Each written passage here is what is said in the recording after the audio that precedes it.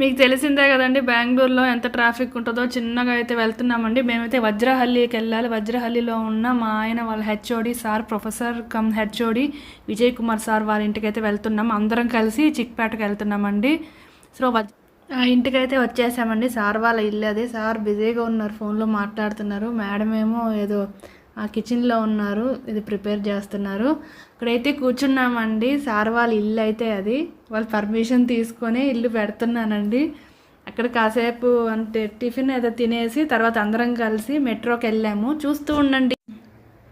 అందరం కలిసి అయితే బయలుదేరామండి మెట్రో స్టేషన్కి. సార్ మేడం వాళ్ళు మమ్మల్ని చాలా బాగా చూసుకుంటారండి. సో అక్కడైతే నేను సార్ని పర్మిషన్ అడుగుతున్నాను, సార్ వీడియో పెట్టుకోవచ్చా లేదా అని. పర్లేదా సార్? సార్ అయితే బ్రహ్మాండంగా పెట్టుకోమని చెప్పారు. మెట్రోలో లిఫ్ట్ ఎక్కడానికైతే వెళ్తున్నామండి. లిఫ్ట్ అయితే ఈజీగా ఉంటుంది కదా.